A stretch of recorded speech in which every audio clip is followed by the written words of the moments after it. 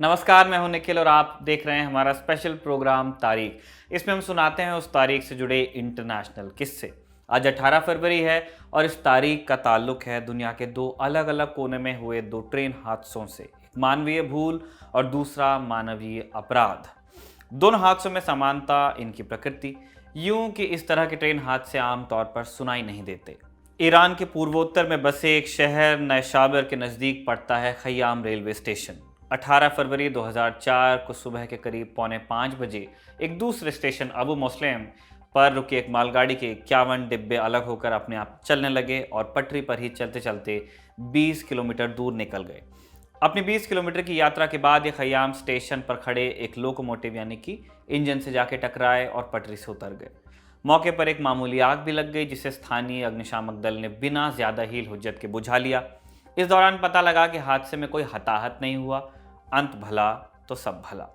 लेकिन शायद इस कहानी का अंत होना बाकी था, दुखांत। इस शुरुआती आग पर सुबह 9 बजे तक काबू पा लिया गया था और सभी लोग सहायता कर्मियों को उनके काम के लिए धन्यवाद देकर अपने अपने घर या फिर काम के लिए निकलने की तैयारी कर रहे थे कि 9:37 पर अचानक एक बहुत बड़ा विस्फोट हुआ। यही वो भयानक विस्फोट था जिसने 300 से अधिक लोगों की जान ली और सैकड़ों लोग बुरी तरह हताहत हुए थे। मरने वालों में 24 अग्निशामक, नैशाबर के गवर्नर मोश्तबा फरहामन निकोऊ, अग्निशमन निदेशक और शहर के ऊर्जा विभाग के प्रमुख थे। नैशाबर के 20,000 से अधिक नागरिकों ने मोश्तबा फरहामन निकोऊ के शोक जुलूस में हिस्सा लिया। सबने काले कपड़े पहने। यह धमाका कितना खतरनाक था इसे ऐसे जानिए कि उस वक्त ईरान के परिवहन मंत्री अहमद खुर्रम ने इसकी तुलना 180 टन टीएनटी के विस्फोट से की थी। विस्फोट के 5,000 मीटर के क्षेत्र तक में मौजूद लोग और जानवर भी इस विस्फोट में मारे गए थे। अहमद खुर्रम ने बताया कि दुर्घटना किसी प्राकृतिक आपदा या किसी आतंकवादी हमले के चलते नहीं हुई थी और साथ में जोड़ा कि लोगों से पूछताछ करने और मौजूदा सबूतों के मद्देनज़र इस घटना का सबसे संभावित कारण रेलवे कर्मियों की लापरवाही ही है। लेकिन ये विस्फोट इतना घातक क्यों था कि इसने ज़मीन में 50 फीट गड्ढा कर दिया था? इसका कारण ये था कि इन 51 डब्बों में रुई और खाद जैसी कुछ कम हानिकारक चीज़ों के अलावा तेल, अमोनियम नाइट्रेट और सल्फर जैसे अति ज्वलनशील पदार्थ भी थे। अमोनियम नाइट्रेट से भरा हुआ डिब्बा आग की लपट के बगल में ही था, जिसके चलते अमोनियम नाइट्रेट डिकम्पोज होना शुरू हुआ और बाद में इसमें विस्फोट हो गया, जिससे आग बाकी डिब्बों में भी फैल गई। साथ ही इन डिब्बों में कोई वार्निंग साइन नहीं लगा था। वो होता है ना तिकोना वाला साइन जिसमें बीच में आग बनी होती है, वैसा साइन नहीं था इन डिब्बों पे। सभी डिब्बों से नदारद था और वो इसलिए क्योंकि इनमें से किसी भी सब्सटेंस को ईरानी सरकार ने तब तक खतरनाक के रूप में वर्गीकृत नहीं किया था। ऐसे वर्गीकरण से शायद लोग ज्यादा सचेत रहते। बाद में परिवहन मंत्री ने कहा कि इस घटना के बाद कुछ कार्गों के खतरों का रिक्लासिफिकेशन किया जाएगा। तीसरा कारण जिसके चलते इतने ज़्यादा लोग मारे गए थे वो था इस बड़े विस्फोट से पहले हुआ एक छोटा विस्फोट, जिसे देखने के लिए भीड़ इकट्ठा हो गई थी और सभी लोग अभी वापस नहीं लौटे थे कि बड़ा विस्फोट हो गया। शुरुआत में परिवहन मंत्री ने यह भी कहा था कि इस बात की जांच भी की जाएगी कि कहीं एक असंतुष्ट रेलवे कर्मचारी ने तो ये डब्बे इंजन से अलग नहीं किए थे। उस जांच का क्या हुआ ये तो नहीं पता, लेकिन इस घटना से ठीक 1 साल पहले दुनिया के एक दूसरे कोने में यकीनन एक ट्रेन हादसे में एक असंतुष्ट बेरोजगार का हाथ था। घटना आज की ही तारीख की है, इसलिए चलते चलते उसका जिक्र भी करते हैं। 18 फरवरी 2003 देश साउथ कोरिया डेगू शहर के मेट्रो लाइन के बेनवोल्डेंग स्टेशन से सुबह के 9:53 पर एक ट्रेन रवाना हुई जिसका नंबर था 1079।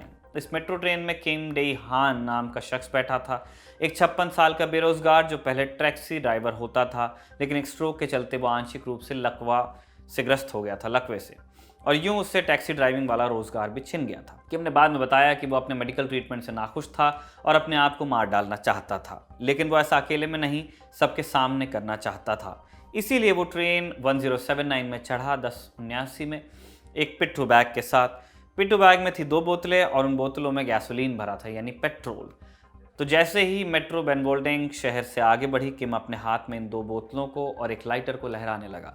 बाकी लोगों के बीच बचाव करने की कोशिश हुई और हाथापाई के दौरान एक बोतल का गैसोलीन यानी पेट्रोल नीचे गिर गया और उसमें आग लग गई। ये तब हुआ जब मेट्रो अगले स्टेशन जुनगांगो पहुंच चुकी थी। मेट्रो में कुल 6 डिब्बे थे और 2 मिनट के भीतर सभी डिब्बों में आग फैल गई। हालांकि इस दौरान 1079 इस ट्रेन के कई यात्री और खुद किम डेहान भागकर बच निकलने में कामयाब रहे। दूसरी ट्रेन 1080 भी जल्द ही जुनगांग पहुंचने वाली थी। चूंकि सीसीटीवी कैमरों में आग की लपटें साफ दिख रही थी, इसलिए सबवे ऑफिसर ने 1080 के ऑपरेटर को सावधान रहने की सूचना दे दी। 1080 के जुनगांगो स्टेशन पर पहुंचने के थोड़ी ही देर बाद ऑटोमेटिक फायर डिटेक्टर ने 1080 की पावर सप्लाई बंद कर दी, जिससे ये ट्रेन आगे नहीं बढ़ पाई। 1080 के ऑपरेटर ने सभी यात्रियों के लिए ट्रेन में ही बैठे रहने और सुरक्षित होने की घोषणा की। इस दौरान उसे अधिकारियों ने रेडियो में सूचना दी कि खतरा 1080 पर भी है, भागो। 1080 का ऑपरेटर भागा, साथ ही ट्रेन की मास्टर की भी अपने साथ ले गया। इससे 1080 के एंट्री एग्जिट गेट्स लॉक हो गए और 1079 से फैली आग जब 1080 तक पहुंची तो इस वाली ट्रेन में भी 79 लोग मारे गए। आग इतनी भयानक थी कि कुल 2 मेट्रो ट्रेन में 192 लोग मारे गए और 151 लोग हताहत हुए, जिनमें अपराधी किम डेहान भी शामिल था।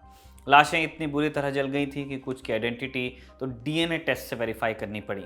ये था आज का तारीख, जो जुड़ा था 2 ट्रेन हादसों से। इस उम्मीद के साथ कि अगली तारीख में हम कुछ अच्छे और यादगार पल भी शेयर करेंगे, मैं आपसे विदा लेता हूँ। शुक्रिया के साथ विभव का जिन्होंने इसे रिकॉर्ड किया और दर्पण जी का जिन्होंने इसे लिखा, और रोहित भाई का शुक्रिया तो आप डिस्क्रिप्शन में पढ़ के कर देते हैं। Thank you.